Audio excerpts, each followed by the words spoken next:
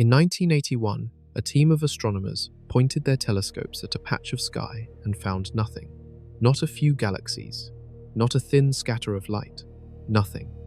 A whole 330 million light-years across, sitting 700 million light-years from Earth, containing less than 3% of the matter it should. A gap so large that if our galaxy were at its center, the nearest neighbor would have been invisible to every instrument built before the 1960s. That gap has no confirmed explanation. And here is what nobody told you. We found a second one. We are inside it. The Milky Way sits near the center of a void 2 billion light-years wide. Every measurement of how fast the universe is expanding, every number in cosmology, all of it was taken from inside a hole. Stay with us.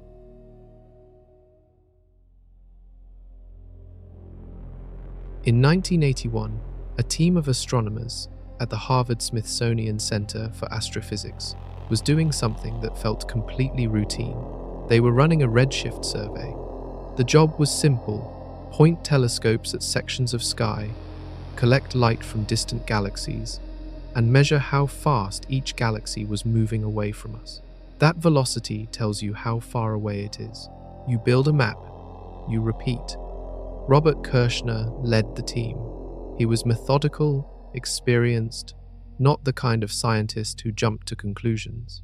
His team had been working through the data for months, charting galaxies in different directions across the sky, compiling the kind of results that would eventually get published in a journal nobody outside the field would read.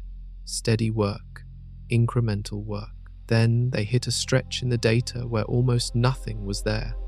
In a segment covering what astronomers measure as roughly 6,000 kilometers per second of redshift velocity, a range that should have contained hundreds of galaxies, they found almost none. The signal just dropped out. It was like running a sonar sweep across the ocean floor and getting back silence where you expected mountains. Kirshner's first thought was instrument error. That is always the first thought. Telescopes have bad nights, calibration drifts, data pipelines have bugs. You assume the machine broke before you assume the universe did something impossible. So the team checked the equipment. They checked the reduction pipeline. They looked for pointing errors, for gaps in the observing schedule, for software glitches. Everything checked out. But they still had 3 separate observation fields, each pointed at a slightly different part of the sky. And all 3 showed the same thing. The same stretch of near-total silence appearing independently across 3 non-overlapping slices of the survey. That is not how instrument error works. If one telescope on one night had a bad run, you get a gap in one field. You get one strange result that you set aside for later review.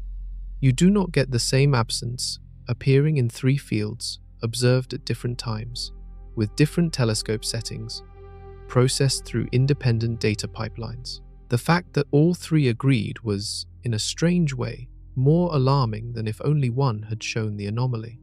Kirshner described it in later interviews as deeply unsettling, not because he thought something was wrong with his instruments, but because the more he checked, the more confident he became that nothing was wrong with his instruments, and that meant the emptiness was real. The team sat with that for a while. A gap in the galaxy distribution this large had never been seen before. The standard expectation was that galaxies, while not evenly spread, would fill space with some reasonable density everywhere you looked. There would be denser regions and sparser regions. There would be clusters and filaments and the occasional relatively empty patch, but a coherent zone of near total absence, hundreds of millions of light years across. That was something the models had not predicted. They published their findings, the scientific community paid attention, and then, slowly, the true scale of what Kirshner's team had found began to come into focus. Because what looked like a data anomaly in 3 observation fields was actually the edge of something enormous, something that had been sitting in the universe the entire time, invisible to us until 1981, simply because no one had looked at that stretch of sky with the right instruments. The hole was real. And it was much bigger than anyone thought. To understand why Kirshner's void was so troubling, you need to understand what the universe is supposed to look like. There is a foundational idea in cosmology called the cosmological principle. It states that on large enough scales, the universe looks the same everywhere and in every direction. Homogeneous, isotropic, no special location, no special direction. If you zoom out far enough, any point in the universe is as representative as any other. The universe, at its largest scale, is supposed to be smooth. This is not just a philosophical preference. It is backed by evidence. And the strongest piece of that evidence is the cosmic microwave background radiation. The CMB is the thermal afterglow of the Big Bang. It is light that has been traveling for nearly 14 billion years and is now so stretched by the expansion of space that it has become microwave radiation, filling the sky in every direction. When you measure the temperature of the CMB across the entire sky, it comes out at 2.7 Kelvin, just barely above absolute zero, and it is strikingly uniform. The variation from one part of the sky to another is about 1 part in 100,000 confirmed. That is almost nothing. That level of uniformity is what the cosmological principle predicts, and the CMB delivers it. When cosmologists build their standard models of how the universe evolved from that smooth early state to the structured universe we see today, those models include predictions about how structures can grow. Gravity pulls matter together over time. Filaments form. Galaxies cluster along those filaments. Large, empty regions, voids, develop where matter has drained away into the surrounding walls and nodes. But there are limits to how large those structures can grow in the time the universe has had to work with. The models are fairly precise about this. A void, a region significantly emptier than the cosmic average, should not grow larger than roughly 150 million light-years across, confirmed. That is, the theoretical ceiling. Beyond that size, the physics of structure formation says you simply run out of time. Gravity works slowly on cosmic scales, and the universe is not old enough to have produced emptiness on a much larger scale than that. Think of it this way. Imagine a raisin bread rising in an oven. As the dough expands, the raisins spread out, but they are still distributed throughout the whole loaf. There might be a spot here or there where 2 raisins ended up a bit farther apart, but you would never expect to find one entire half of the loaf with almost no raisins at all. That is what the standard model of cosmology forbids. A void 150 million light-years across is already pushing against the edge of what the models consider plausible. A void significantly larger than that would require either an unusually rare statistical fluctuation, the kind that should almost never happen in the observable universe, or something in our understanding of how the universe evolved that is fundamentally wrong. At this point, in 1981, the Kirshner team did not yet know the full dimensions of what they had found. They knew there was something very wrong in the direction of the constellation Boötes. They had a gap. They had 3 independent confirmations of it, but the actual size of the void would take years of additional observation to establish. And when that size became clear, it crossed the theoretical ceiling by more than a factor of 2. The void in the direction of Boötes has a name now. Astronomers call it the Boötes Void, and after decades of careful observation and redshift mapping, we know its dimensions with reasonable confidence. It spans roughly 330 million light-years from one side to the other, confirmed. It sits approximately 700 million light-years from Earth. Let those numbers land for a moment. 330 million light-years means that if you tried to cross this void at the speed of light, it would take you 330 million years just to get from one side to the other. Light from the far edge of this void left before complex life existed on Earth, and across almost all of that span, there is almost nothing. Astronomers expected to find roughly 2,000 galaxies inside a region this size. Theory. They found about 60, confirmed. Galaxy density inside the void is less than 3% of the cosmic average.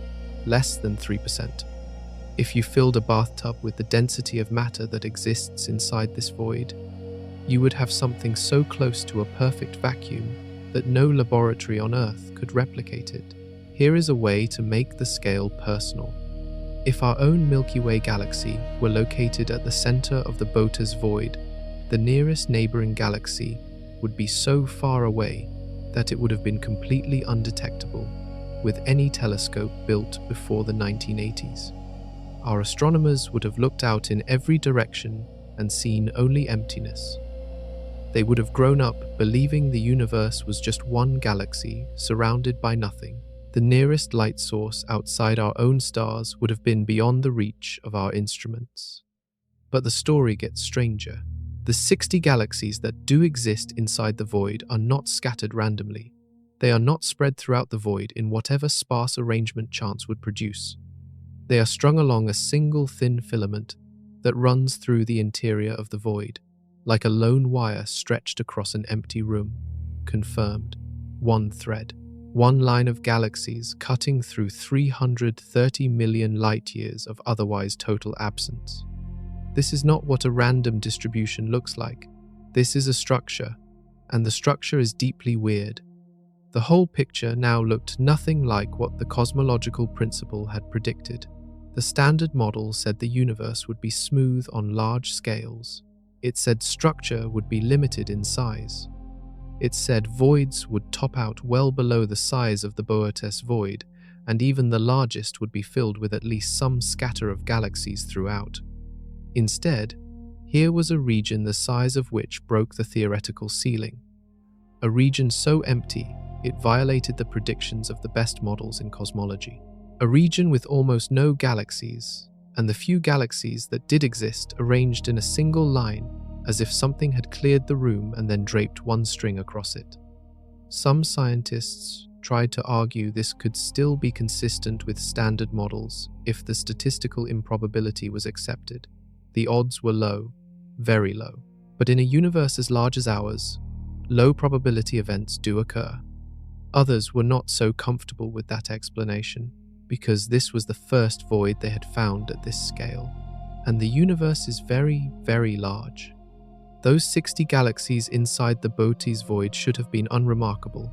They should have been dim, sparse, slowly fading relics, galaxies stranded in an empty region, quietly burning out. That is the expected picture. A region with almost no matter should produce galaxies that are old, gas-poor, and quiet. Instead, astronomers looked at the spectra of those 60 galaxies and found something that stopped them cold. The light coming from void galaxies showed high excitation emission lines, confirmed. These are the spectral signatures of active, energetic gas. They indicate regions of intense star formation, ionized by powerful ultraviolet radiation from young, massive stars. These galaxies were not quiet. They were alive. Not only that, void galaxies trend bluer than typical galaxies of the same mass, confirmed.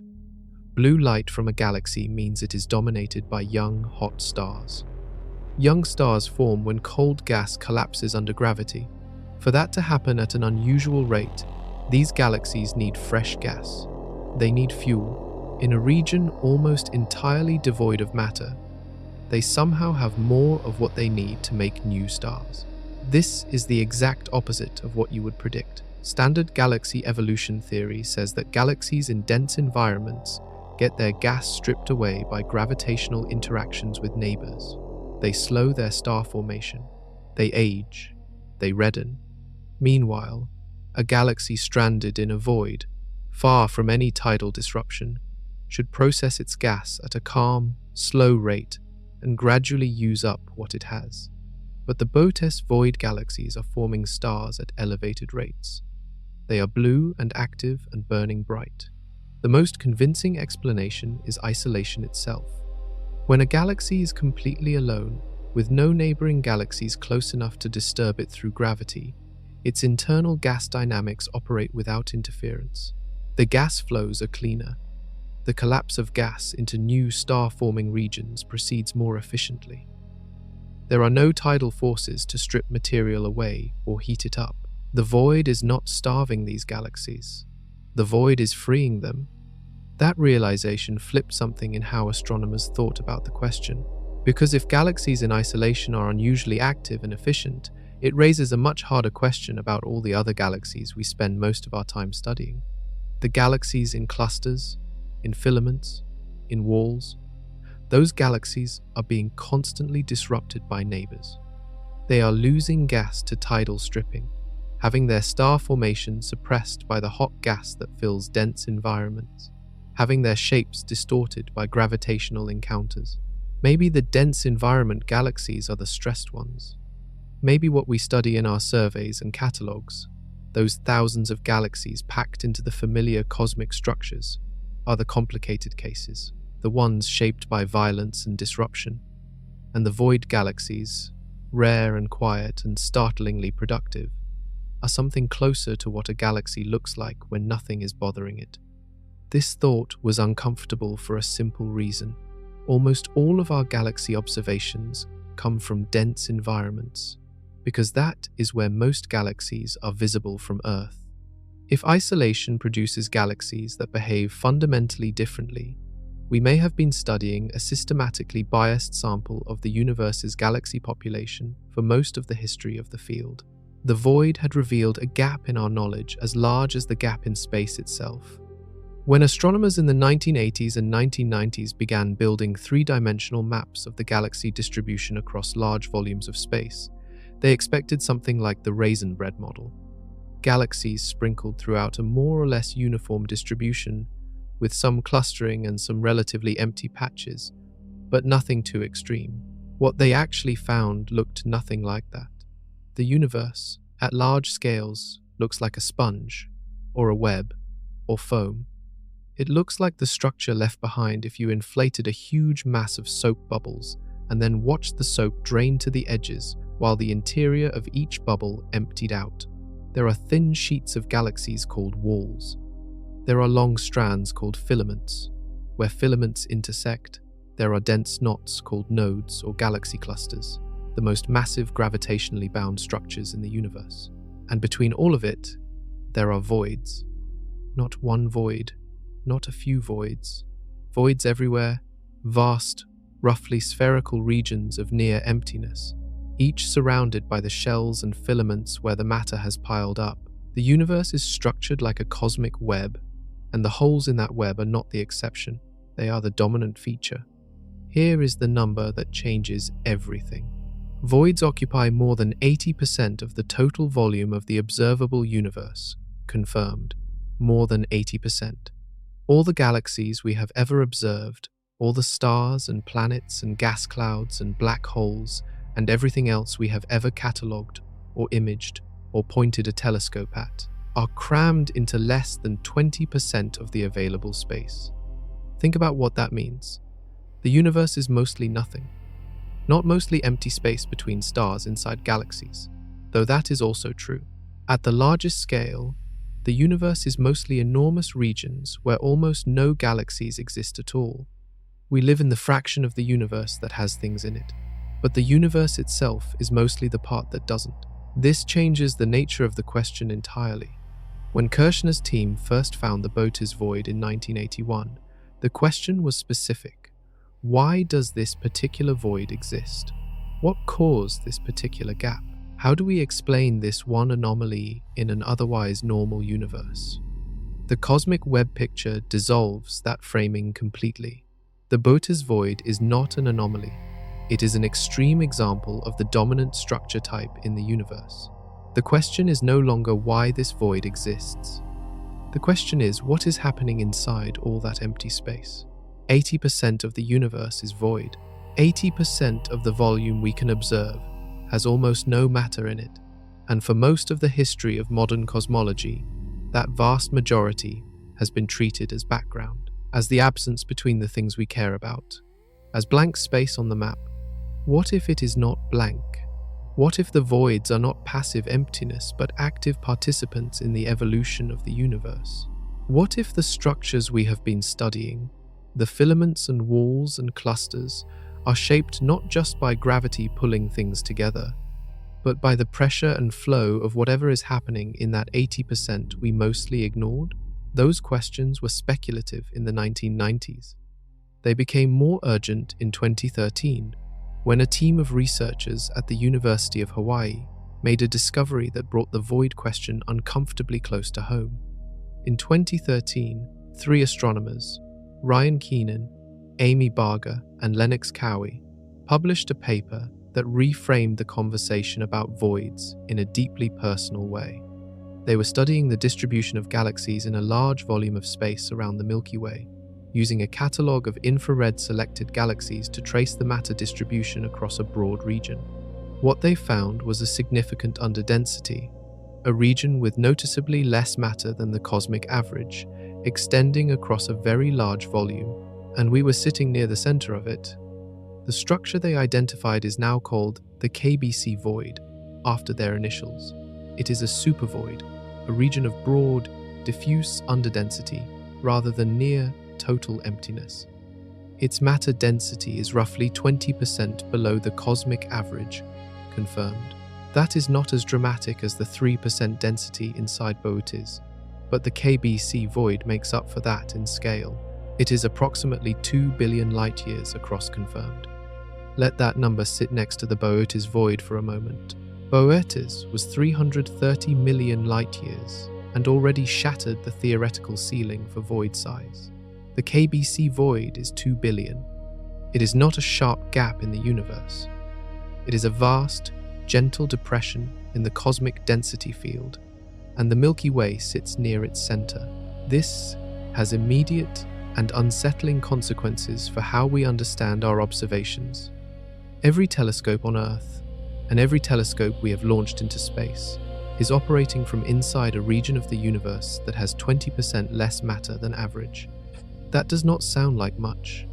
20% is not the dramatic 97% deficit of the Boötes Void interior, but 20%, applied systematically across every measurement of cosmic expansion we have ever made, can produce a meaningful bias. Here is the mechanism. A void does not simply sit there passively. The matter that should have been inside the void had to go somewhere. It was pulled outward by the gravitational attraction of the denser walls surrounding the void. That outward flow of matter creates what astronomers call a bulk flow, a coherent, large-scale motion of galaxies away from the void center toward the surrounding high-density regions. If you are inside the void, you are inside that outward flow. Every galaxy you observe around you appears to be moving away from you slightly faster than it would if the matter distribution were uniform. That additional velocity gets folded into your measurements of how fast the universe is expanding, and it pushes your calculated expansion rate upward. The Keenan, Barger, and Cowie paper was important, but it did not generate widespread alarm when it was published. A 20% underdensity in a local supervoid seemed manageable. Interesting? Yes. Worth studying? Definitely. But the implications for cosmology were not immediately obvious. Those implications became clearer over the next several years, as a different problem began to emerge at the center of cosmological research. A problem that no one had a clean explanation for. A problem that kept refusing to go away no matter how carefully people checked the data. A problem involving a single number that seemed to have 2 different values depending on how you measured it. The Hubble constant is the number that describes how fast the universe is expanding. More precisely, it describes how much faster a galaxy is moving away from us for every additional unit of distance you add. A galaxy 1 megaparsec away recedes at a certain speed. A galaxy 2 megaparsecs away recedes at twice that speed. The Hubble constant is that rate. It is the fundamental parameter of cosmological expansion. There are 2 main ways to measure it. The first method looks at the early universe. The cosmic microwave background contains tiny fluctuations, patterns in how density varied in the first few 100,000 years after the Big Bang. The size and spacing of those fluctuations encode information about the physics of the early universe. And by fitting a model to the CMB data, you can calculate what the expansion rate should be today. The Planck satellite collaboration did this with extraordinary precision and arrived at a value of approximately 67 kilometers per second per megaparsec, confirmed. The second method looks at the nearby universe. Astronomers use standard candles, objects whose true brightness is known, to measure distances directly. Cepheid variable stars, which pulsate at a rate that depends on their luminosity, serve as one rung on this distance ladder. Type Ia supernovae, which explode at a consistent brightness, extend the ladder to much greater distances. Teams using this approach have consistently arrived at a value of approximately 73 kilometers per second per megaparsec, confirmed. 67 versus 73. That looks like a small difference. It is not. In science, the significance of a discrepancy is measured not just by the raw gap between two numbers, but by how large that gap is compared to the measurement uncertainty. A discrepancy of 1 sigma might happen by chance 1 time in 3. A discrepancy of 5 sigma happens by chance less than 1 time in a million. The Hubble tension, as this discrepancy is now formally called, sits at 5 to 6 sigma, confirmed. If the standard model of cosmology were correct and both measurements were accurately done, a discrepancy this large would occur by chance, less than once in 3.5 million experiments. This is not a rounding error. This is not a case of two teams using slightly different assumptions. This is a fundamental disagreement between two well-established, independently verified measurements of the same number. The cosmological community spent years looking for the bug. Maybe the CMB analysis had a systematic error. Maybe the distance ladder had a flaw. Maybe the Cepheid calibrations were off. Maybe some local structure was contaminating the supernova measurements. Everyone had their preferred explanation. And everyone was hoping someone else's preferred explanation was the one that turned out to be right. Because if both measurements were clean, then something was wrong with the model that was supposed to connect them. For a while, one explanation seemed especially promising. Cepheid stars in distant galaxies are difficult to resolve individually. In crowded star fields, neighboring stars can blend with the Cepheid signal. This makes the Cepheid appear brighter than it really is, and therefore apparently closer than it really is. If local distance measurements were systematically underestimating distances, the Hubble constant from supernovae would appear artificially high. This was a testable idea, and in December 2021, the tool needed to test it was finally launched. The James Webb Space Telescope launched on December 25, 2021. It was the most expensive scientific instrument ever built at that point. Decades in development, multiple near cancellations, and an engineering challenge so extreme that the mirror had to be folded to fit inside the rocket and unfold in space like a mechanical flower. The telescope operates primarily in infrared light, which lets it see through dust clouds and resolve structures that are blurred or hidden to optical instruments. One of its first major scientific targets was the Cepheid contamination problem. The argument was straightforward. Hubble Space Telescope images of Cepheid stars in distant galaxies were taken in optical wavelengths, where crowding from neighboring stars is a serious problem. Infrared light has a longer wavelength and scatters less, which means Webb could resolve individual Cepheids in galaxies where Hubble saw blurred blobs. If the contamination hypothesis was correct, Webb would find that previous Cepheid brightness measurements were systematically inflated. The true distances would turn out to be larger than estimated, and the local Hubble constant would drop down towards 67, resolving the tension. Astronomer Adam Rees and his team, the same group that had pioneered the supernova distance ladder work, deliberately designed their Webb program to test exactly this. They observed Cepheids in multiple galaxies that had also hosted type Ia supernovae. They measured the Cepheids in infrared with a resolution and precision that had not been possible before. The contamination was real. Webb found it. Neighboring stars were indeed blending with Cepheid signals in Hubble data, and then they corrected for it, and the Hubble constant stayed at 73. confirmed. The 2024 results from this program were unambiguous. After removing the contamination effect that had been the most widely cited potential source of error, the local expansion rate measurement did not change in any meaningful way. The discrepancy with the CMB-based value remained. The tension was not resolved. This was a significant moment in cosmology, and not a comfortable one. The contamination hypothesis had been the most scientifically clean escape route from the Hubble tension. It offered a mundane, instrument-based explanation that did not require any new physics. It was the kind of explanation scientists prefer, because it does not overturn anything fundamental. A calibration error, a known physical effect, a correction that fixes the problem and lets everyone go home. Webb closed that door. By providing the most precise infrared measurements of Cepheid stars in the history of astronomy, and showing that the corrected distances still yielded a local Hubble constant of 73, Webb essentially eliminated measurement error as the explanation for the tension. The instruments are not wrong. The data is not contaminated in some uncorrected way. Both measurements, 67 from the CMB and 73 from the local universe, are accurate, and they still disagree by 5 to 6 sigma. The tension is now a confirmed, locked-in problem. Confirmed. It is not a discrepancy waiting to be resolved by better data. It is a discrepancy that better data has confirmed. Something in the standard model of cosmology is wrong. The question is, what? And that question leads directly back to a void, to a specific void, one that a team in Hawaii had identified a decade earlier.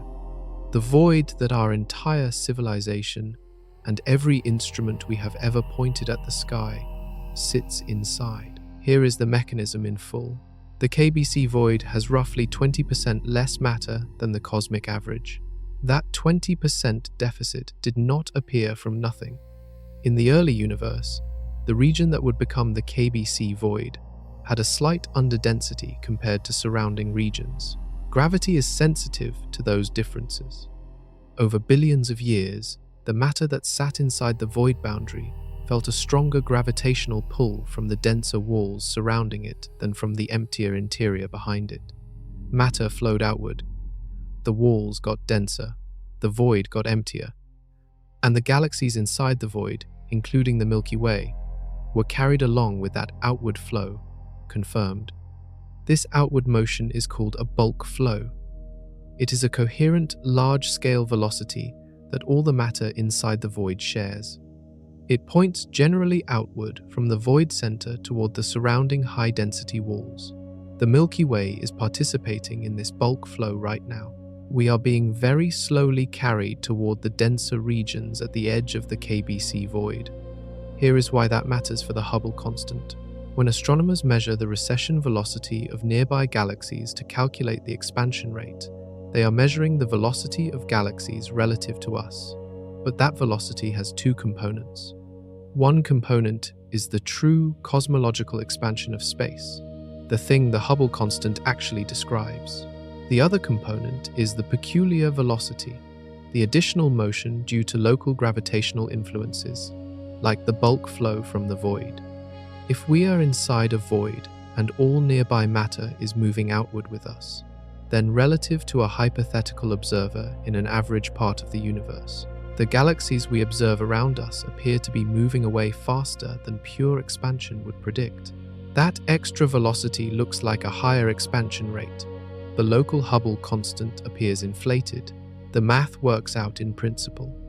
A 20% underdensity in a 2 billion light-year supervoid can produce a bulk flow large enough to nudge the measured Hubble constant upward by several percent.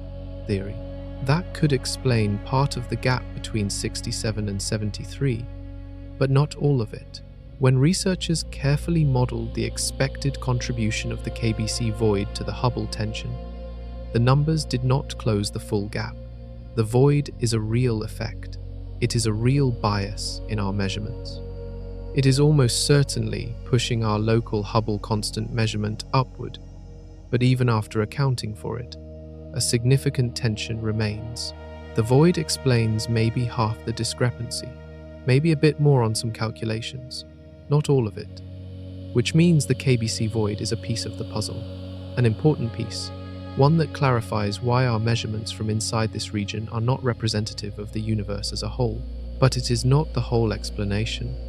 Something else is contributing to the tension. Something else is wrong with the standard model, or with our understanding of how the universe is structured, or with both. And just as astronomers were working through the implications of the void hypothesis, they realized they were not dealing with one anomaly. They were dealing with a cluster of anomalies that kept pointing in the same direction. One of those anomalies was not sitting in the galaxy distribution at all. It was sitting in the oldest light in the universe. It was in the CMB itself.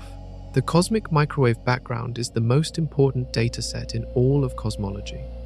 It is the thermal afterglow of the Big Bang, a snapshot of the universe at roughly 380,000 years old, when space had cooled enough for electrons and protons to combine into neutral hydrogen, and light was finally free to travel.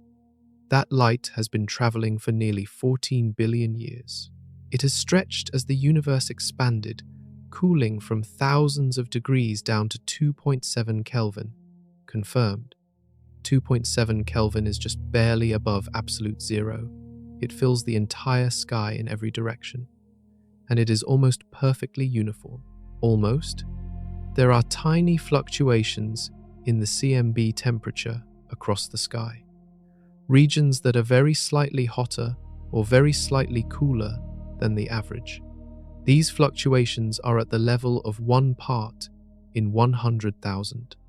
They represent the small density differences in the early universe that would eventually, over billions of years, grow into galaxies and filaments and voids through the action of gravity. The CMB fluctuations are the seeds of all cosmic structure. Confirmed. Cosmologists study these fluctuations intensely. The pattern of hot and cold spots encodes precise information about the geometry of the universe, the density of matter and dark matter, the speed of expansion, and a long list of other parameters. The CMB is effectively a photograph of the initial conditions of everything, and there is a problem with that photograph. In one region of the sky, in the direction of the constellation Eridanus, the CMB is cold, very cold. The temperature in this region is about 70 microkelvins below the surrounding average. Confirmed. That sounds small. 70 millionths of a degree. But in the context of the CMB, where the expected fluctuations are already tiny to begin with, a 70 microkelvin cold spot is enormous. Statisticians who have analyzed this feature have concluded that it should not exist in standard cosmology. Confirmed. The cold spot is real. It is not an artifact of the measurement. It was first identified in data from the WMAP satellite and independently confirmed by the Planck satellite mission. Confirmed. 2 independent instruments, run by different teams, using different analysis methods, found the same cold spot in the same location. The Planck team's own analysis suggested that a cold spot, this extreme occurring by random chance in the standard cosmological model, has a probability somewhere between 1 in 100 and 1 in several hundred, depending on the statistical method used. Those odds are not impossible, but they are uncomfortable, and they become more uncomfortable when you consider the Boötes Void, the KBC Void, the Hubble tension, and the void galaxy anomalies as part of the same picture. Individually, each of these puzzles has some potential explanation. Together, they start to feel like they are pointing at something. Astronomers needed an explanation for the Eridanus cold spot, specifically. And one candidate came from a direction that would have seemed absurd a generation earlier. What if, they asked, the cold spot in the CMB is the imprint left by a supervoid sitting along that line of sight between us and the edge of the observable universe? What if another gap in space is literally casting a shadow on the oldest light in existence? The Eridanus supervoid looked like the answer. It sits almost exactly in the direction of the cold spot. It is roughly 1.8 billion light-years across. That is a real, confirmed, enormous gap in space. And when astronomers ran the physics, there was a mechanism that could actually connect it to the cold spot. The mechanism is called the integrated Sachs-Wolf effect. It sounds technical, but the idea is simple. When a photon of light travels through a region of space that has matter in it, gravity pulls on it slightly as it enters, then gives a gentle pushback as it exits. The two forces balance out, but when a photon crosses through a void, through a region where gravity is nearly absent, something different happens. The void itself is expanding. By the time the photon exits the other side, the void has grown bigger. The photon loses energy during that crossing. It arrives slightly colder than when it entered. So here is what seemed like a clean, satisfying solution. The CMB photons traveling toward Earth from that direction passed straight through the Eridanus supervoid. The void was expanding. The photons bled energy crossing it. They arrived at our detectors slightly colder than photons coming from other directions. That explains the cold spot. Done. Except it was not done. The Dark Energy Survey, one of the most precise, large-scale sky surveys ever constructed, confirmed that the Eridanus supervoid is real. Confirmed. It exists. It is enormous. It really is in the right direction. Nobody disputes this. The void is there. Then came the math. When researchers calculated exactly how much cooling the supervoid should produce through the integrated Sachs-Wolf effect, the numbers came back underwhelming. The supervoid accounts for somewhere between 10 and 20% of the cold spot's temperature deficit. Confirmed. Not most of it. Not half. Not even close to half. 10 to 20%. Which means 80 to 90% of the cold spot's unusual coldness remains attached to nothing. No mechanism, no explanation, just a number floating without a cause. Think about what that means. Scientists found a void 1.8 billion light-years across, one of the largest voids ever measured, pointed directly at the mystery they were trying to solve, and it explained 1/5 of the problem, maybe less. It is like finding a fracture in a dam wall and then calculating that the fracture is not what is draining the reservoir. Something else is doing most of the work. Something you have not found yet. Something you cannot see from where you are standing. The supervoid is real. The cold spot is real. The supervoid causes some of the cold spot's temperature deficit. Every part of that sentence checks out, and every part of it together still leaves an enormous unsolved gap. Scientists had their answer. It survived scrutiny. It had a known physical mechanism. It pointed in the right direction, literally, and it solved roughly 1/5 of the problem. The supervoid was supposed to close the case. Instead, it became a smaller answer, sitting directly in front of a much bigger question. And now, with the supervoid confirmed and accounted for, there was nowhere left to hide from what remained. That remaining 80 to 90%? Nobody has a confirmed explanation. What astronomers were left with instead were possibilities, and some of them were things nobody really wanted to say out loud. When you eliminate most of the obvious answers, what you are left with is not comfortable. The cold spot had survived every attempt to explain it away. Data confirmed it was real. The supervoid confirmed it was partially caused by something physical, but the majority of the deficit was still sitting there, unmoved, unexplained. Researchers were left with 3 broad categories of explanation. None of them were proven. All of them carried weight. The first category is the one scientists reach for when they have no better answer: a statistical fluke. The universe is vast. It contains enormous amounts of data. In any dataset big enough, unusual things appear by chance. A patch of sky, this cold, this wide, this precisely placed. Maybe it is just the universe's version of a once-in-1,000 roll. It could happen. Statistics allows it. But researchers who work with the CMB for years do not find this answer satisfying. The cold spot is unusual at multiple levels simultaneously. its size is anomalous. Its temperature is anomalous. Its location relative to the supervoid is anomalous. When something is anomalous in three separate ways at once, the fluke explanation starts to feel like a way of avoiding the question rather than answering it. It is possible. It is just unsatisfying. The second category is a primordial origin. This is the idea that the cold spot is not caused by anything that happened recently in cosmic history. It is a scar from the very beginning.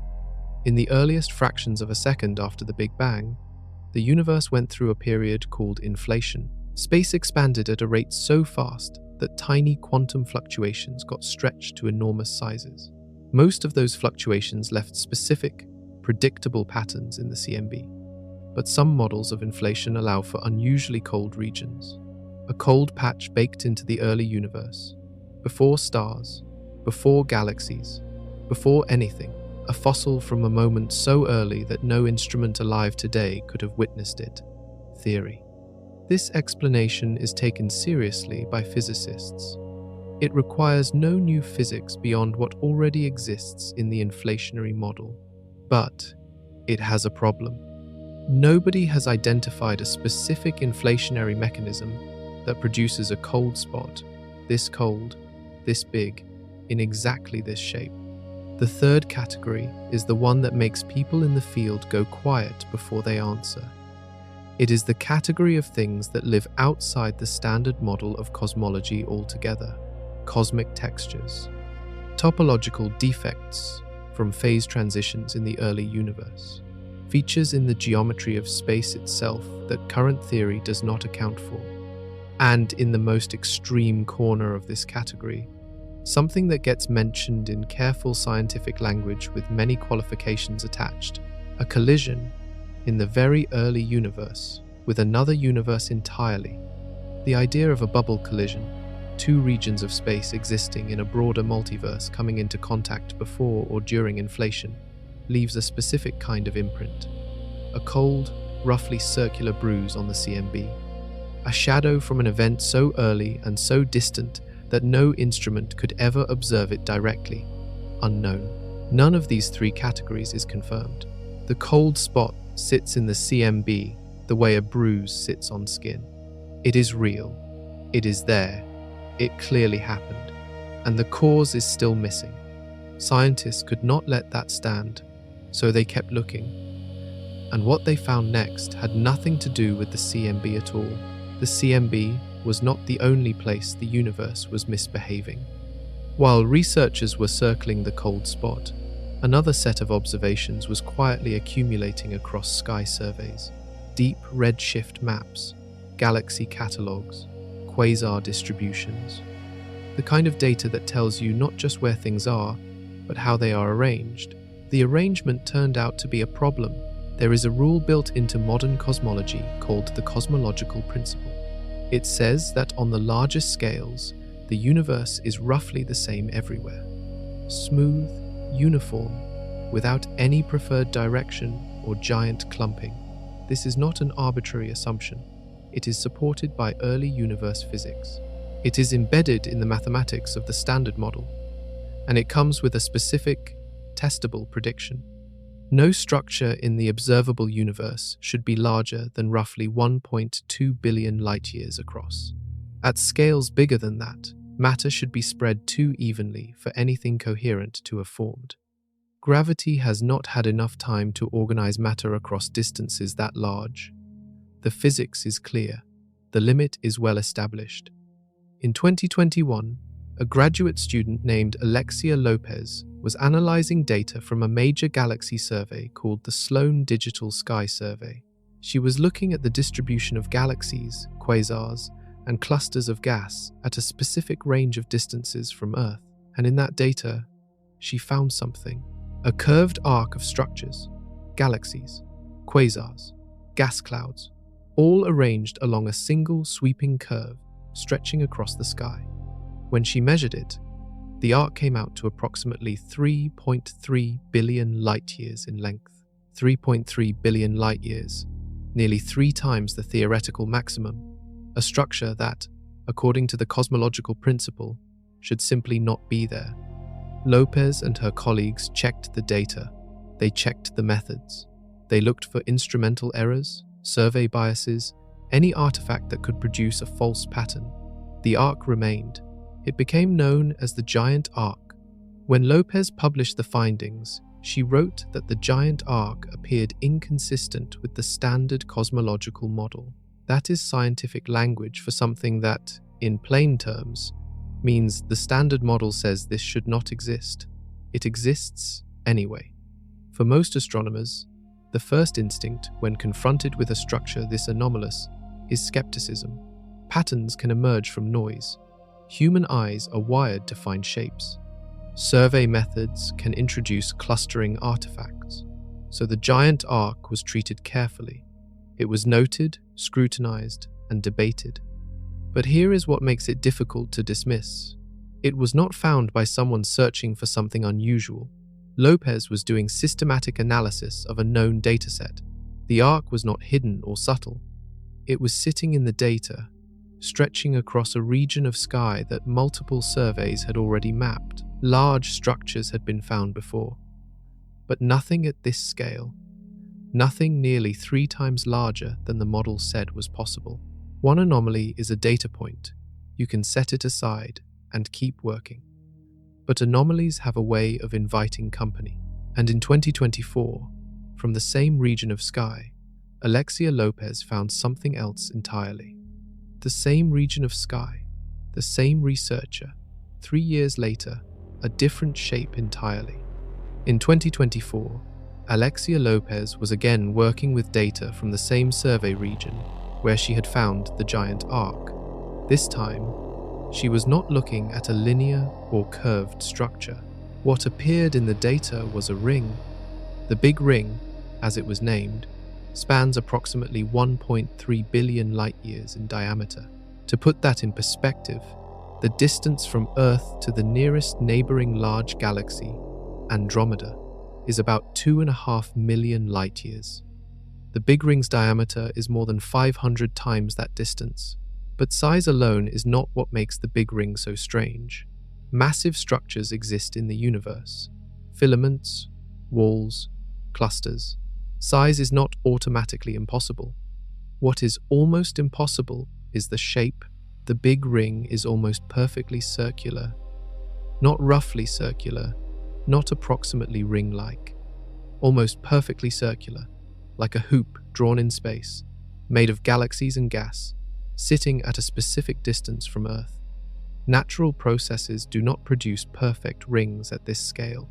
The universe does not draw circles. Gravity forms filaments and walls and sheets. It does not spontaneously arrange billions of solar masses into a clean geometric hoop. There is no known mechanism in the standard model that would create a structure shaped like this at this size. There is one process that does produce ring-like structures in the universe. It is called baryon acoustic oscillations. In the early universe, before atoms even existed, sound waves rippled through the hot plasma of the Big Bang. When the universe cooled and atoms formed, those waves froze into space. They left behind faint rings of slightly higher matter density that still show up in galaxy surveys today. Those rings are real. They have been measured many times. They are a cornerstone of modern cosmology. But the rings left by baryon acoustic oscillations are about 490 million light-years in diameter. The Big Ring is 1.3 billion light-years in diameter. That is nearly 3 times too large. And the geometry is also wrong. The frozen sound wave rings have a specific 3-dimensional shell shape. The Big Ring looks more like a flat hoop. The two structures are not the same kind of thing. So baryon acoustic oscillations cannot explain the Big Ring, and nothing else in the standard model can explain it either. Now consider what Lopez had found within 3 years of each other in the same patch of sky, the Giant Arc, stretching 3.3 billion light-years. The Big Ring, spanning 1.3 billion light-years in almost perfect circular geometry. 2 structures, both in the same region, both violating the theoretical maximum size, both without a confirmed explanation. Lopez presented both findings together at an American Astronomical Society meeting. She noted that the probability of two such structures appearing by chance in the same survey region was extremely low. She was careful with her language. She did not claim the model was wrong. She said the data was inconsistent with it. The field paid attention, but the debate was only just beginning, because while Lopez was mapping these structures at distances measured in billions of light years, there was another structure already in the record books, one so large it makes the giant arc look small. There is a structure in the universe called the Hercules Corona Borealis Great Wall. It was announced in 2013 and confirmed through additional observations in the years that followed. It is detected not by mapping individual galaxies directly, but by tracking the spatial distribution of gamma-ray bursts. These are the most energetic explosions known in the universe. They occur when massive dying stars collapse or when neutron stars collide. They release more energy in a fraction of a second than most stars release across their entire lifetimes, and they are visible from almost anywhere in the observable universe. When researchers looked at where gamma-ray bursts were clustering in space, they found a region where the concentration was far too high to be chance. That region of concentrated gamma-ray bursts traces out a structure approximately 10 billion light-years across. 10 billion light-years. Let that sit for a moment. The observable universe is about 93 billion light-years in diameter. The Hercules Corona Borealis Great Wall occupies roughly a tenth of that. One single structure, in one region of the sky, 10 billion light-years from one edge to the other. Light travels at 186,000 miles per second. That is the fastest anything in the universe can move. At that speed, crossing the Hercules Corona Borealis Great Wall would take 10 billion years. The universe itself is only 13.8 billion years old, which means light traveling at maximum speed since shortly after the Big Bang has not had enough time to cross this structure end to end. The cosmological principle says no structure should exceed 1.2 billion light-years. The Hercules Corona Borealis Great Wall is more than 8 times that size, not slightly over the limit, not marginally over the limit, more than 8 times past it. For this structure to exist, matter would have had to organize itself across a distance so vast that the known forces of gravity, working across the entire age of the universe, cannot account for it. There has not been enough time. There has not been enough gravity. There is no known mechanism that produces anything at this scale. Unknown, awaiting confirmation from independent datasets. Now consider the full picture together. The cosmological principle sets a hard limit, 1.2 billion light-years. That limit comes from detailed calculations of how matter has behaved across cosmic time. It is built into the core mathematics of the Standard Model. The giant arc exceeds it by a factor of 2.75. The Big Ring sits right at the boundary, with a circular geometry that should not exist. The Hercules Corona Borealis Great Wall exceeds the limit by a factor of more than 8. 3 structures, all in the observational record, all violating the same fundamental limit. One of them by a factor that is not close, not marginally inconsistent, more than 8 times the permitted size. And the cosmological principle is not a footnote. It is not a side assumption. It is the foundation the entire Standard Model of cosmology is built upon. When observations exceed what it allows by a factor of 8, that is not just a discovery, that is a structural problem.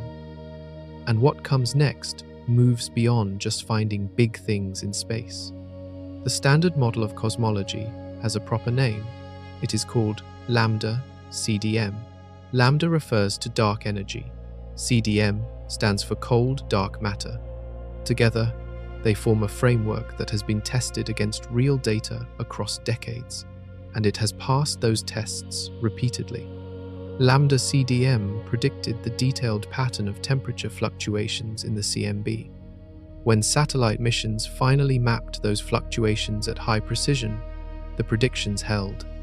The model predicted specific ratios of light elements produced in the first minutes after the Big Bang, observations of hydrogen, helium, and lithium in ancient gas clouds, matched those predictions almost exactly.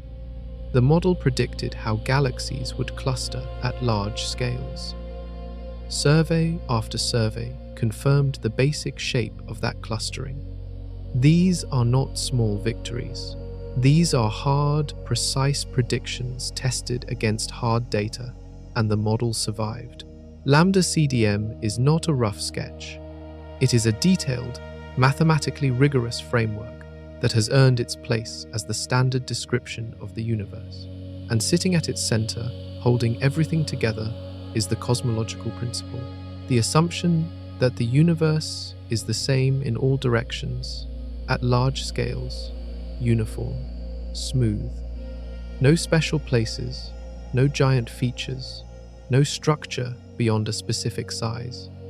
This assumption is not just philosophically appealing, it is what makes the equations of lambda CDM solvable.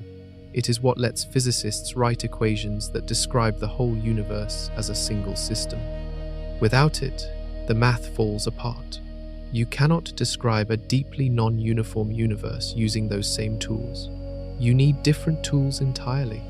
So when you find three structures that violate the maximum size set by the cosmological principle, the consequences are not just about those three structures. They are about the scaffolding.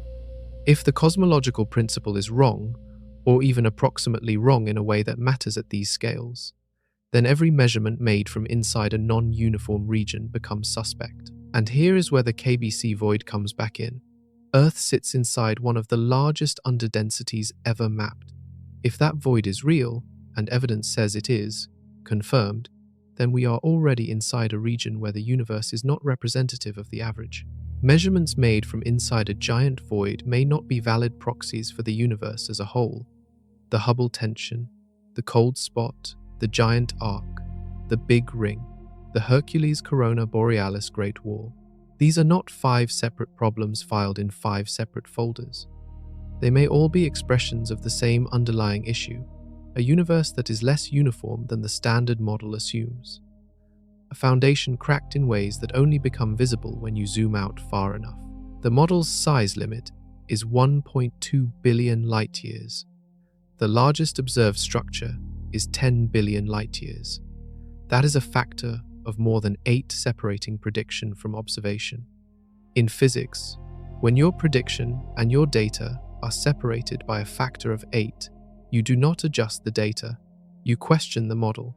And right now, the model has more questions attached to it than anyone expected.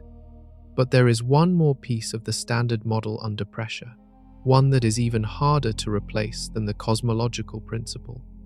And the biggest dataset in history is making it shake. Dark energy is the name physicists gave to whatever is causing the universe to expand faster and faster over time.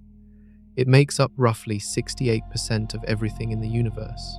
It is not a particle. It is not a field you can measure directly. It is inferred from the way distant galaxies are moving away from each other at an accelerating rate. Something is pushing space apart. That something is dark energy. In the standard model, dark energy is encoded as a specific term in Einstein's equations called the cosmological constant, lambda. The same lambda in lambda CDM. It represents a fixed, unchanging energy density built into the fabric of space itself.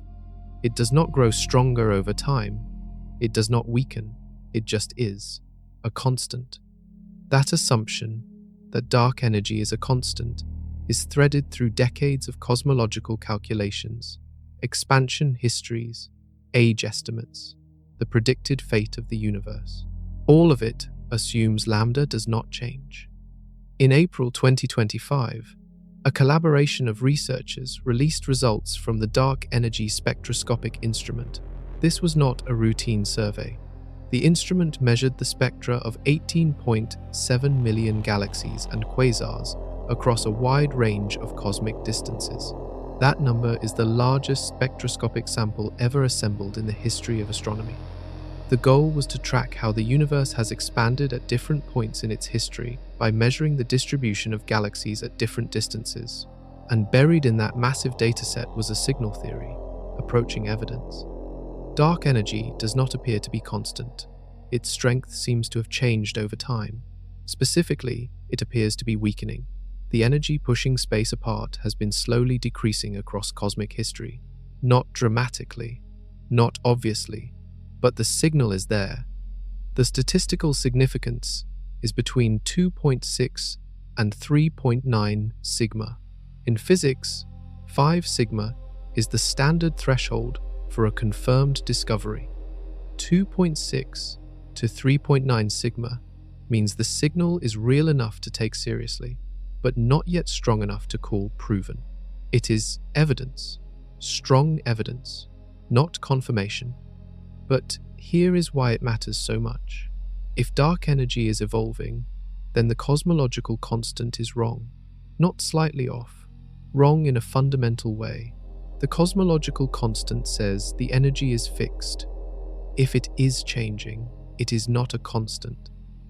It is something else entirely, something the standard model does not have a description for. Every calculation that used lambda as a fixed value would need to be revisited. The predicted expansion history of the universe would change. The estimated ages of the oldest galaxies would shift. The calculated distances to objects used as cosmic landmarks would become uncertain, and those distances feed into the measurement of the Hubble constant, the same Hubble constant that already has a tension built into it, the same tension that has not resolved in 20 years of increasingly precise measurements. Dark energy weakening would not necessarily solve the Hubble tension, but it would mean that the tool physicists have been using to model the universe, the cosmological constant, is broken. And if that tool is broken, every answer it produced becomes a question again. The ground is shifting, and the deeper you go, the less solid it gets. Here is something strange. Go back to the voids. Voids are not just empty space. They are not passive holes sitting between the filaments and clusters that make up the cosmic web. They are dynamic. They behave. And the way they behave might be changing how we see the entire universe. In regions where matter clusters together densely, gravity is strong. All those galaxies pulling on each other slow down the local expansion of space. Dense regions grow, but they grow slower than the cosmic average. Gravity resists expansion. In voids, the opposite happens. Matter is scarce. Gravity is weak. There is almost nothing pulling on anything else. Without gravity holding things back, the expansion of space inside a void runs faster than the cosmic average. The expansion does not accelerate because dark energy is stronger there. It accelerates because there is nothing slowing it down. Now, consider the numbers. Voids make up more than 80% of the volume of the observable universe, confirmed. Filaments, walls, clusters, galaxies. All the dense, spectacular structures astronomers spend their careers studying. Those occupy less than 20% of total cosmic volume. The universe is, by volume, mostly empty. If expansion inside voids runs faster than average, and voids dominate the volume, then the average expansion rate across the whole universe is heavily weighted toward void physics. The overall measured expansion rate is being pulled upward by the dominant volume, which is empty. This creates an interesting possibility. Maybe dark energy is not doing most of the work we think it is.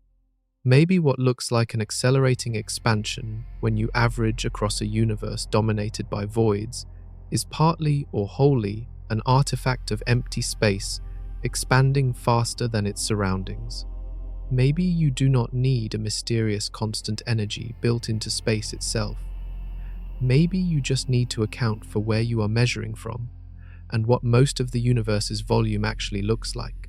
If dark energy is partly an effect of voids rather than a fundamental property of space, then the cosmological constant describes the wrong thing.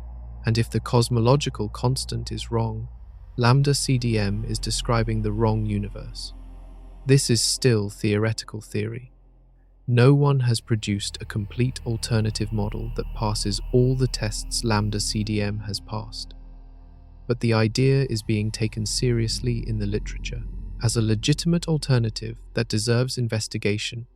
And the KBC Void is relevant here again. If Earth is inside a large underdense region, then every local expansion measurement has been made from inside a region that expands faster than the cosmic average. Every data point suggesting the universe expands faster nearby than the CMB predicts has been recorded from inside a void that may naturally expand faster than average, without requiring dark energy to explain the difference. Voids were supposed to be the background, the empty setting around the interesting structures, the white space on the cosmic map. They may be the engine, the thing actively shaping the expansion of the universe, not just the absence left behind by everything else. And if that is true, the way physicists have been modeling space for decades needs to be rebuilt from a different starting point.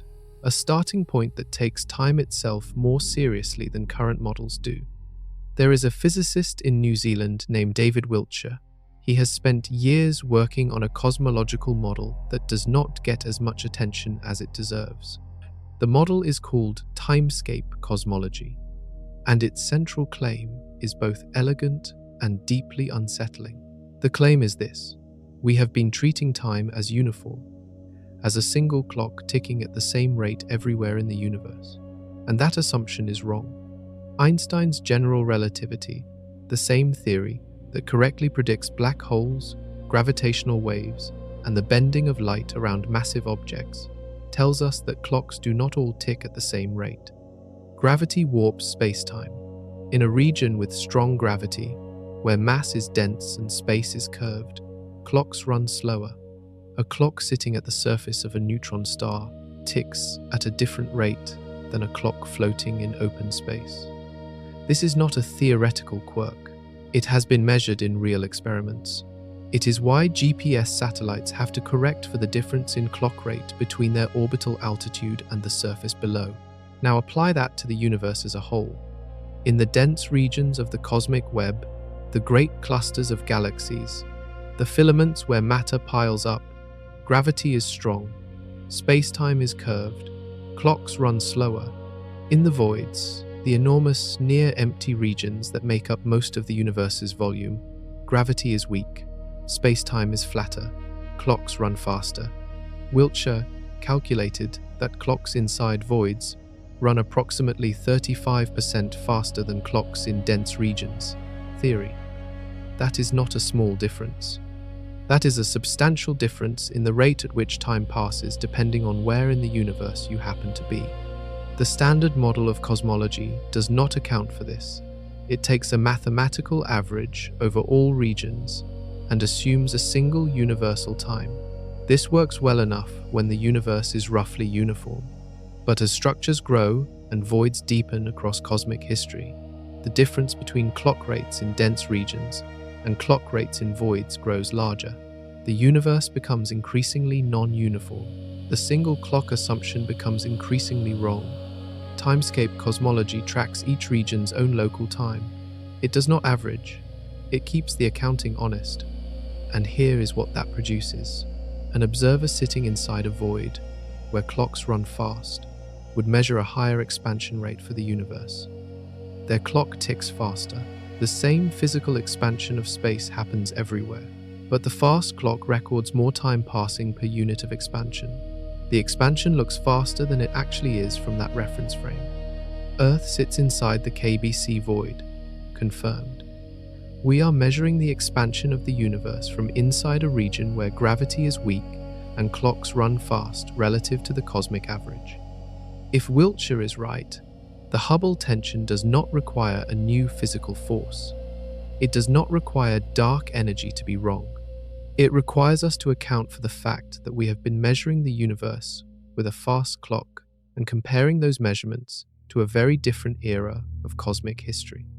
That is a beautiful solution, clean, built on known physics, no exotic particles, no unknown forces, but beauty in physics is not evidence. And the next question timescape cosmology had to face was uncomfortable. Timescape cosmology is, on its face, a remarkably clean proposal. It uses general relativity, a theory physicists have trusted for over a century. It requires no new particles, no new forces, no exotic modifications to how gravity works. It takes a known effect, the different ticking rates of clocks in different gravitational environments, and asks whether that effect has been properly accounted for in cosmological measurements. The answer Wiltshire proposes is no. It has not been accounted for, and that missing accounting is what produces the Hubble tension. But then comes the uncomfortable question, and it is a good one. The measurement of the Hubble constant from the CMB, the value of 67 kilometers per second per megaparsec that comes from Planck's satellite data, was not made by looking at nearby galaxies. It was made by analyzing the pattern of temperature fluctuations in the cosmic microwave background radiation. That radiation is a snapshot of the universe from approximately 380,000 years after the Big Bang. Long before atoms fully formed, before galaxies existed, before any large-scale structure had taken shape, before voids existed in any meaningful sense. At 380,000 years old, the universe was nearly smooth. There were no galaxy clusters. There were no voids. There were only the very faint seeds of what would eventually become all of those things. The universe was so uniform that the clock rate differences Wiltshire describes were essentially zero. Matter had not yet separated into dense clumps and vast, empty regions. Everything was close to the same gravitational density. The timescape effect builds up over time, over billions of years of structure formation. As galaxies pull together and voids grow, the clock rate difference between dense regions and empty ones grows larger. It accumulates across most of cosmic history. It is not present at 380,000 years. So the CMB value of 67 should not be affected by timescape at all. The void clocks had not yet diverged from the dense region clocks when that snapshot was taken. This is where critics push back hard. If the local measurement of 73 is inflated because we are measuring from inside a fast-ticking void, and if the CMB measurement of 67 is unaffected by void clocks because it comes from an era before voids formed, then the two numbers should arrive at different values for entirely separate reasons. But the CMB number is the lower one. If void clocks inflate our local measurement upward, why is the CMB measurement lower at all? Why is it not simply sitting in the middle somewhere, representing the true cosmic average? Critics say timescape shifts the accounting of the tension rather than resolving it. The predictions do not perfectly align with what the CMB actually shows, and that gap is not small enough to ignore. Wiltshire and his collaborators have responses to these criticisms. The debate is ongoing. New data from larger surveys is being applied to the timescape predictions. Some researchers find the model promising, others find it incomplete. The tension is real. The clock idea is serious. It uses known physics and asks a precise question, and after 2 decades of searching, no one has closed the case. The universe is keeping its secrets, but the questions are finally sharp enough that the answers, when they come, will not be small. The universe builds structure through gravity. It has been doing this for nearly 14 billion years. Tiny regions that were slightly denser than average pulled in matter. Slightly emptier regions shed it. Over time, the denser spots became filaments and walls. The emptier spots became voids. This process is well understood. Computer simulations can reproduce it in detail. The Millennium simulation, run in 2005, modeled over 10 billion virtual particles and produced a cosmic web that looks remarkably like the real one. Confirmed, Illustris TNG, a more recent project, improved on that. It tracked gas, dust, and star formation alongside dark matter, and the result still matched large-scale observations well. Confirmed, these simulations reliably generate voids. Most are tens of millions of light-years across. Some reach a few hundred million.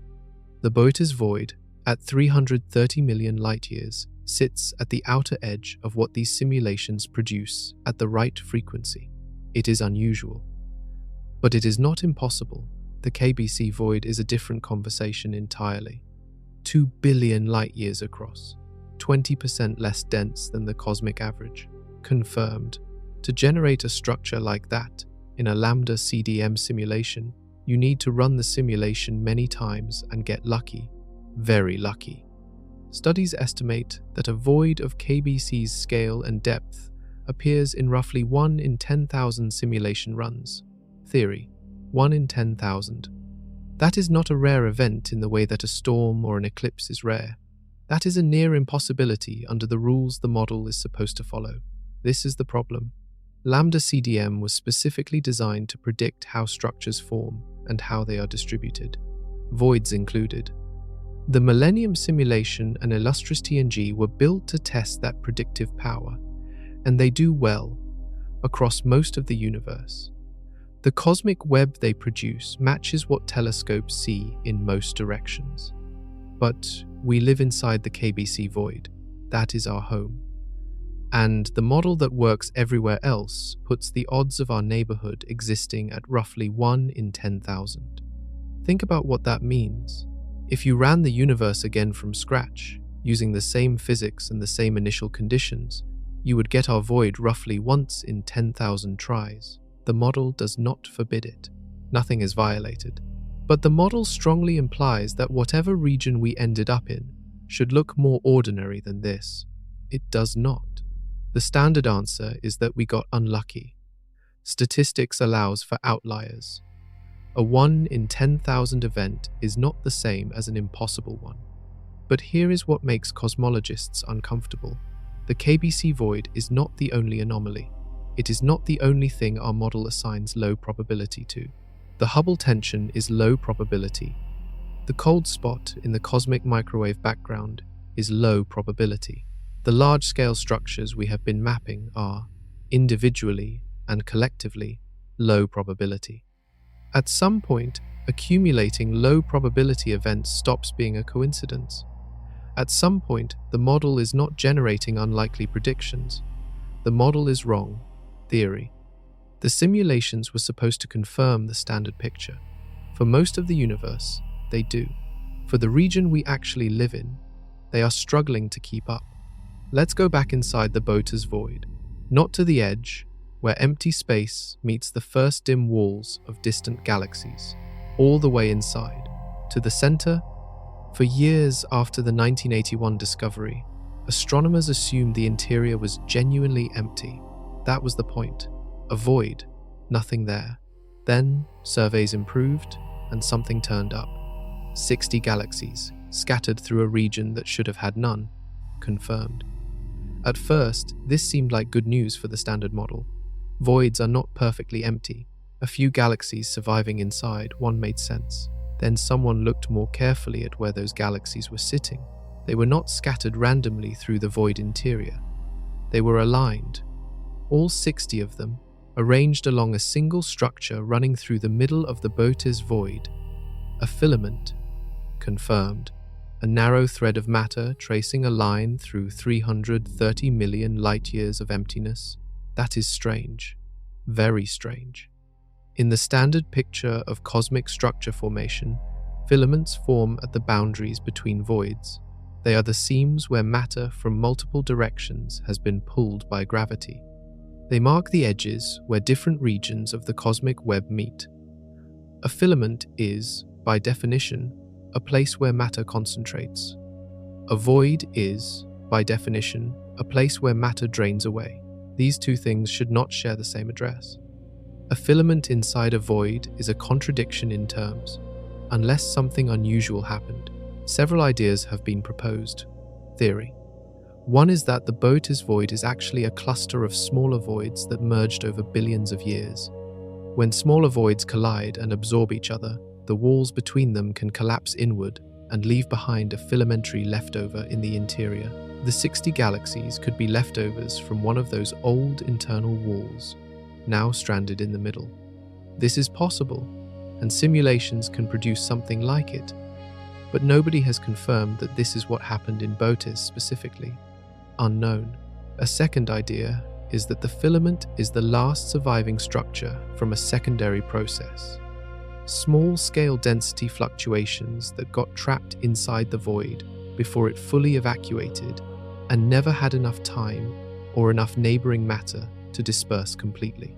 Again, plausible. Again, unconfirmed. unknown. What makes this genuinely uncomfortable is not just that the filament exists, it is what the filament's existence implies. Matter inside the Boötes Void did not simply drain outward. Something kept some of it in place, organized it, threaded it into a structure. That requires either a mechanism we have identified and confirmed, or a mechanism we have not. Right now, it is the second one, unknown. The void has internal architecture that standard void formation theory does not fully explain. The filament is real, the galaxies are real, the alignment is too clean to be coincidence. But 44 years after discovery, no one has a confirmed account of how that filament got there and why it stayed. Here is the part that keeps pulling researchers back. If the Boötes Void has internal structure we cannot explain, and if the KBC Void at 2 billion light-years has properties that appear in 1 in 10,000 simulations, then the voids are not simply the absence of things. They may have their own physics, their own history, their own story. We have been treating them as blank space. They are not blank. There is a picture most people carry around in their heads about how galaxies work. Dense environments, rich clusters, galaxies packed close together. It pulls on each other, merging over billions of years. That is where the action is. That is where stars form. The picture is wrong. In 2005, astronomers studying void galaxies noticed something they did not expect. The galaxies inside voids were bluer than average. Confirmed. Blue light from a galaxy means young stars. Young stars mean active star formation. Active star formation means a galaxy is alive and growing, converting its gas into new stars at a high rate. The galaxies inside the emptiest regions of the universe were doing more of this than galaxies in dense clusters. More star formation in less matter.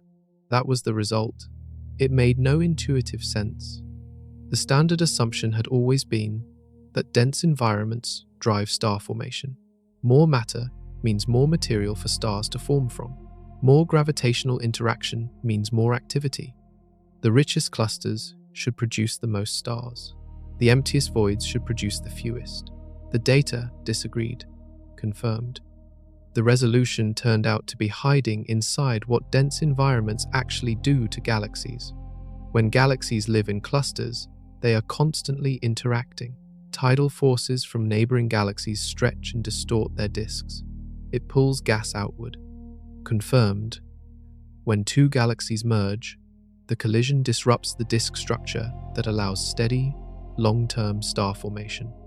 When a galaxy passes through the hot gas that fills a cluster, ram pressure stripping tears away the cold gas supply. The galaxy needs to form stars. Confirmed. Dense environments are violent. And violence, it turns out, is bad for star formation. A void galaxy has none of these problems. It sits alone in 300 million light-years of empty space. Nothing is stripping its gas. Nothing is colliding with its disk. Nothing is disrupting its structure. It converts its gas into stars on its own schedule, steadily, without interruption, for billions of years. The isolation that looks like poverty is actually protection. This flips the original assumption completely. Dense environments were supposed to be the engines of the universe's star-forming activity.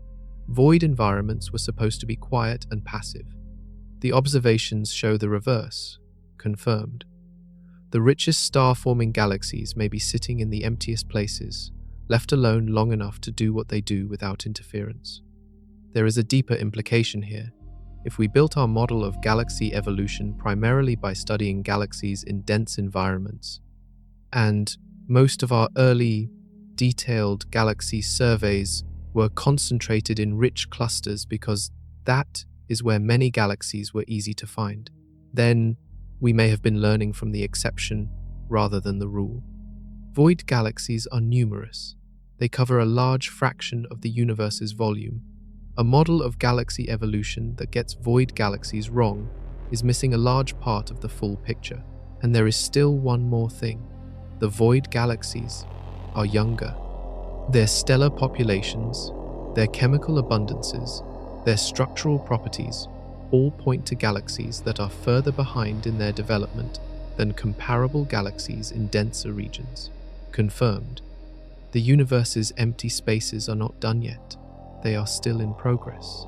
While the clusters have moved on, the voids are still doing their early work. That is not what the standard picture predicted. Here is a sentence that would have sounded absurd 20 years ago.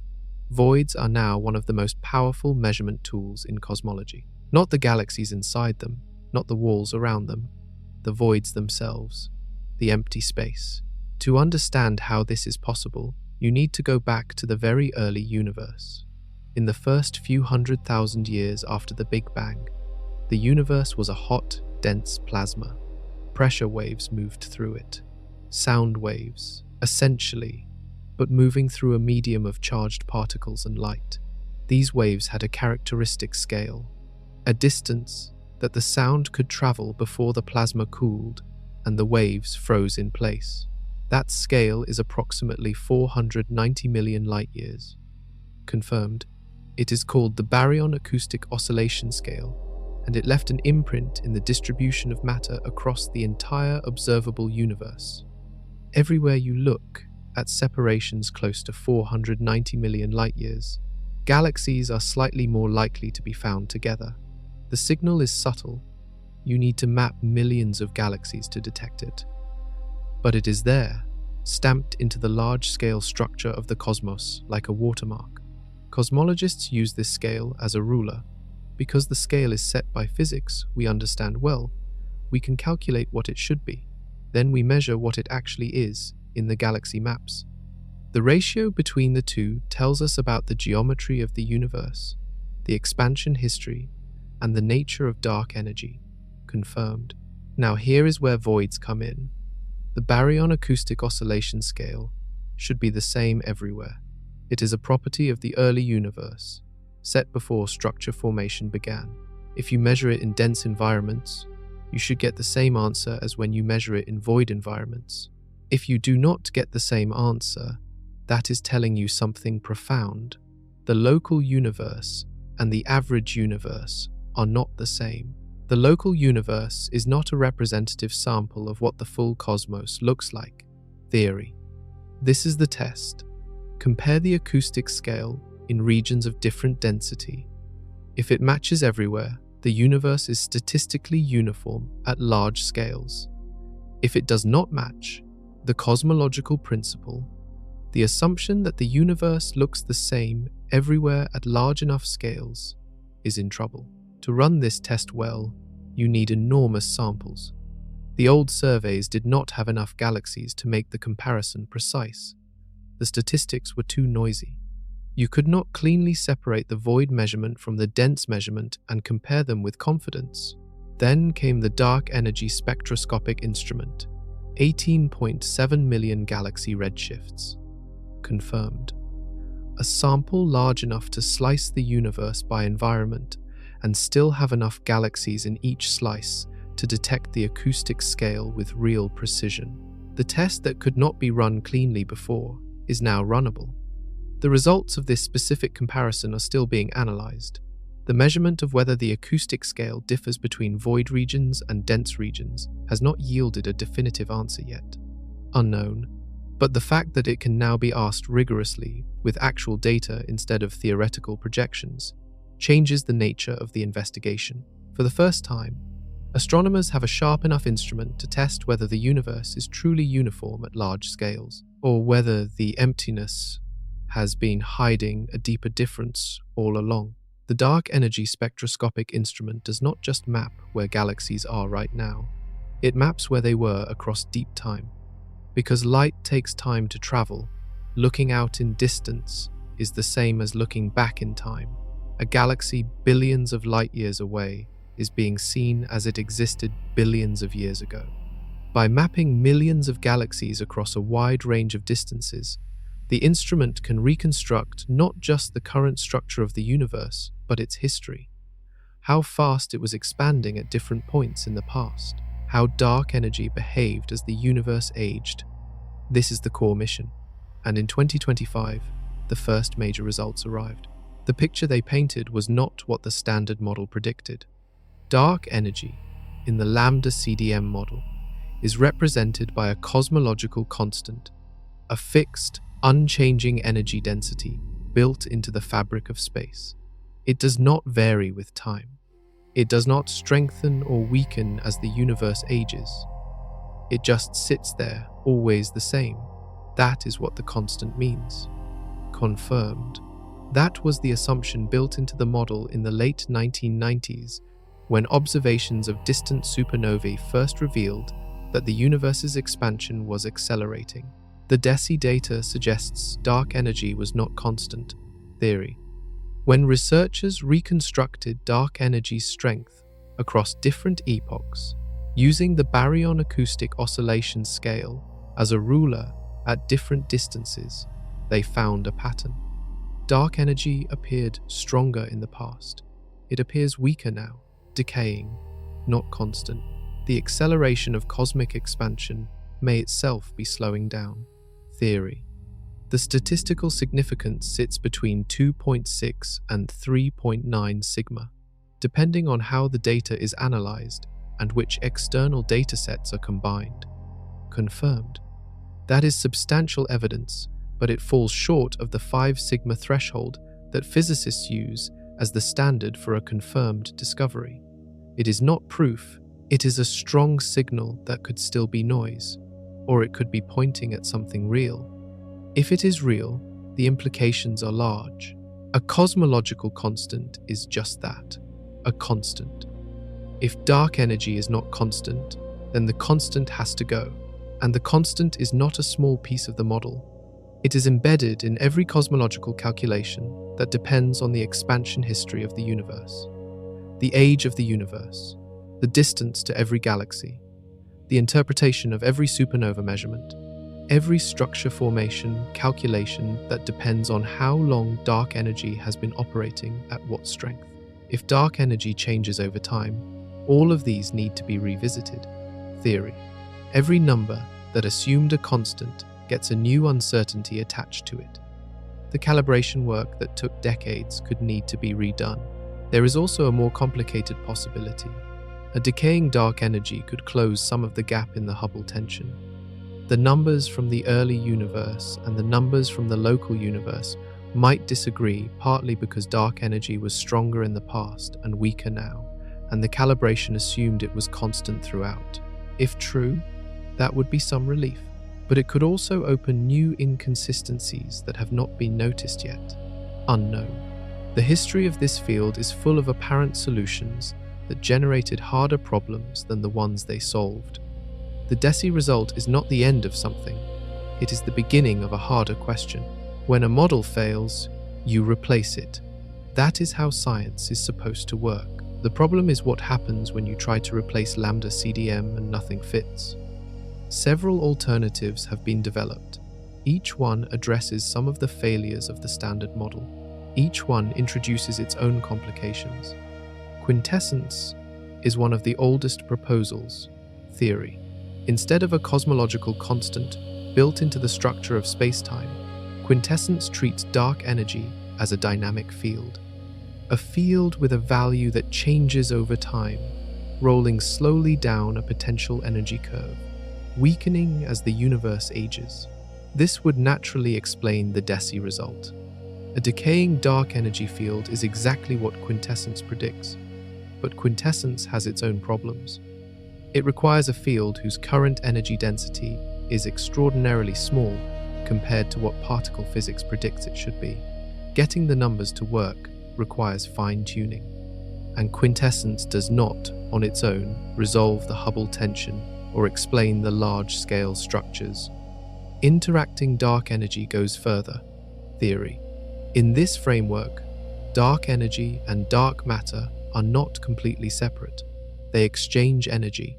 Dark matter slowly transfers energy to dark energy or vice versa, changing the expansion history in ways that a pure cosmological constant cannot. Some versions of interacting dark energy can reduce the Hubble tension, but adding an interaction requires adding parameters. And with enough free parameters, you can fit almost anything. Fitting data is different from explaining it. Modified gravity takes a different approach entirely. Theory. Instead of changing what dark energy is, it changes how gravity works on large scales. General relativity is spectacularly confirmed at small scales. Solar system tests, pulsar timing, gravitational wave observations all agree with it. But on cosmological scales, billions of light years across, we have never tested it directly. Modified gravity theories propose that the relationship between matter and space-time geometry is different at those scales. This could explain large-scale structure anomalies and possibly the Hubble tension. None of these work across the full dataset. Confirmed, when you ask any of these alternatives to simultaneously fit the cosmic microwave background power spectrum, the locally measured Hubble constant, the large-scale structures that exceed standard predictions, and the DESI dark energy evolution, they fail in at least one area. Quintessence struggles with the Hubble tension. Interacting dark energy fits the tension but strains the microwave background fits. Modified gravity models can handle large structures but often break something else. There is no replacement on the table right now that cosmologists agree on. Lambda CDM, for all its accumulating failures, still fits more data simultaneously than any of its proposed replacements. Confirmed. That is why it has not been discarded. Not because cosmologists think it is right, because they do not have something better to point to yet. The field has identified the failures. It has generated alternatives. It cannot agree on which alternative is correct, and none of the alternatives is actually better across the board. The model is wrong. The replacement has not arrived. The investigation is running on an incomplete map of territory that keeps revealing new edges. There is a problem that runs deeper than any single measurement. It has been building quietly for years, and it changes the way every anomaly we have discussed should be understood. Every number in cosmology is anchored to something local. The Hubble constant, the rate at which the universe expands, is measured by observing nearby objects first. Cepheid variable stars in nearby galaxies. Type Ia, supernovae in galaxies slightly farther away. Each rung of the distance ladder is calibrated against the one below it. Confirmed, the whole structure rests on the base, and the base is here, in our neighborhood, inside the KBC Void. The matter density of the universe is measured from surveys of nearby large-scale structure. Those surveys are done from here. The age of the universe is derived from the Hubble constant combined with other parameters, all of which flow from measurements made here. Even the interpretation of the cosmic microwave background depends on assumptions about local physics that are calibrated locally. The KBC Void is roughly 20% less dense than the cosmic average over a region 2 billion light-years across. Confirmed. That underdensity is not uniform. The void has a bulk flow, a large-scale streaming motion of galaxies moving outward from the void center toward the surrounding denser walls. That bulk flow adds a small but real velocity component to every galaxy in the local universe, on top of its cosmological recession velocity. Confirmed. When astronomers measure the recession velocity of a nearby galaxy and use it to infer distance and expansion rate, they are looking at a signal that has that bulk flow component folded in. If the bulk flow is not fully accounted for, the inferred Hubble constant comes out slightly higher than the true cosmic average.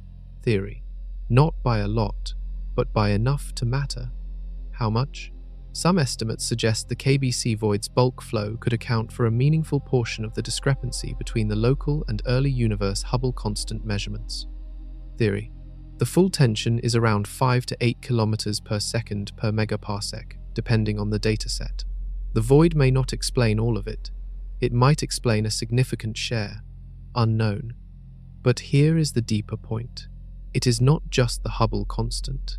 Any measurement anchored to nearby objects and then extrapolated to universal scales carries this risk.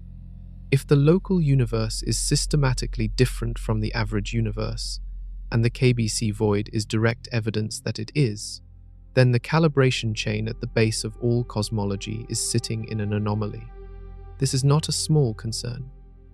The entire framework of precision cosmology assumes that our measurements here are representative of measurements anywhere. Confirmed as assumption, magnitude of bias, unknown. That assumption has never been rigorously tested against the possibility that we are inside a 2 billion light-year void. The void was identified in 2013. The implications for the measurement chain have been discussed since then. A full, confirmed correction has not been applied to the standard cosmological parameters. Unknown. We are still working from numbers whose foundation may be skewed.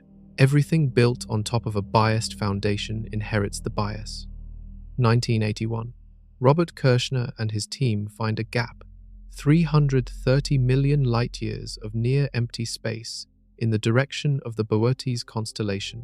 They publish, the field is startled, and then the long work begins. 44 years have passed.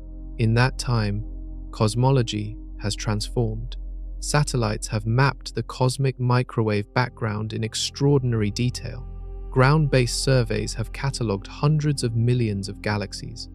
Supercomputers have simulated the full history of cosmic structure formation. Gravitational wave detectors have confirmed general relativity in extreme conditions. Confirmed. The precision of cosmological measurement has advanced by orders of magnitude. And yet, the Boötes Void still does not have a confirmed explanation. The basic question is the same one Kirshner's team was asking in 1981. How did 330 million light-years of space become nearly empty? What process removed the matter? What timeline does it fit into?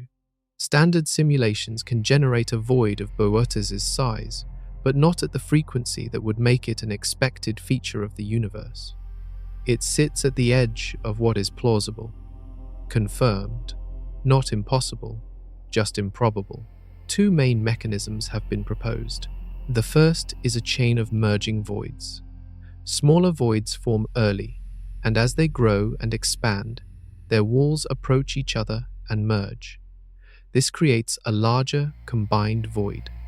Repeat this process enough times, and a 330 million light-year void emerges. Computer models can produce this outcome, but nobody has confirmed observationally that this is how the Boötes Void specifically formed.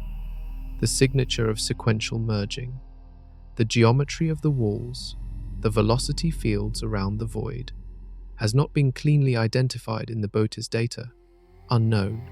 The second proposal is a primordial density fluctuation, a region that was already below average density in the very early universe, possibly seeded by processes in the first moments after the Big Bang, that simply expanded and deepened over time.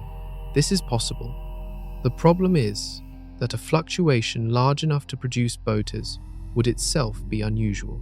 Unusual enough that it circles back to the same statistical problem.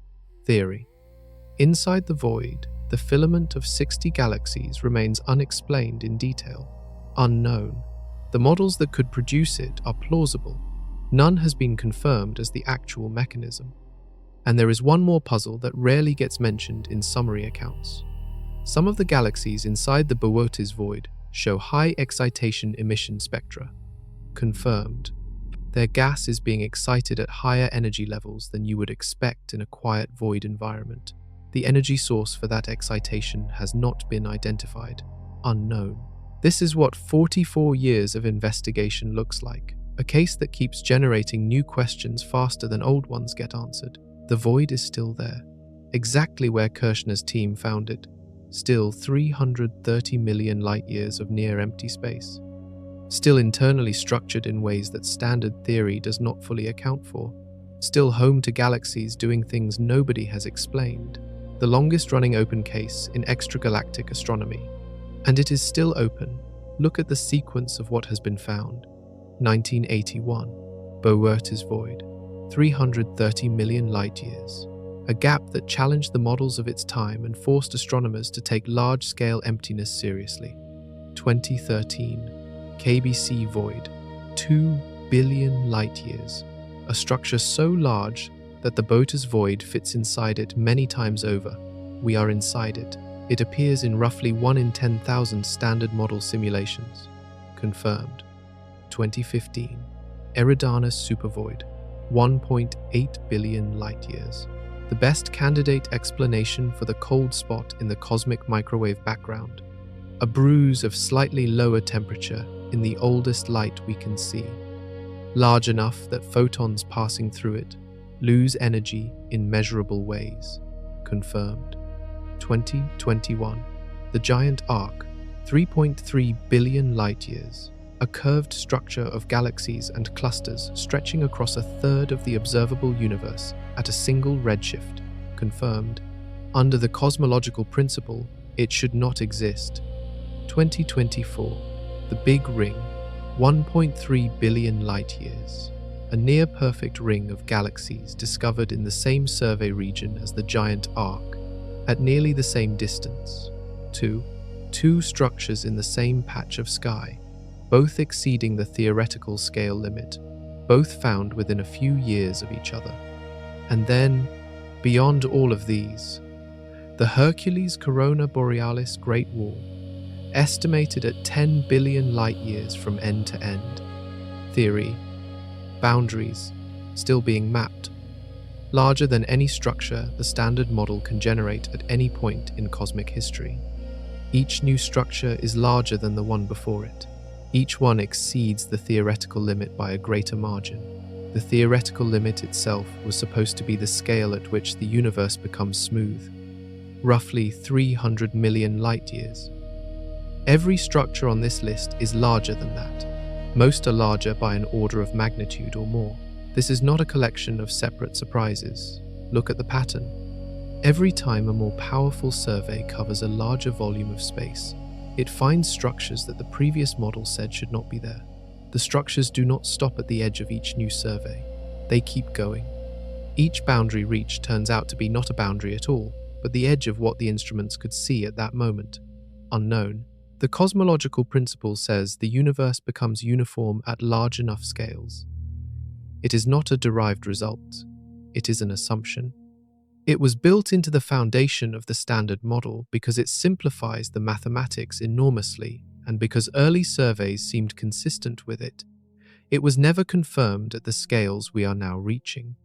At the scales we are now reaching, the universe is not uniform, confirmed for the structures listed above. It has structure at every scale we have mapped, and every time we map a larger scale, we find structure there too. That is not an anomaly. It is a trend that has no observed endpoint. The universe may not have a scale at which it becomes the smooth, featureless background the models require. Every horizon we have pushed through has revealed something the model did not predict. The next horizon is already being drawn. In 1981, a team looked at a region of the sky and found almost nothing.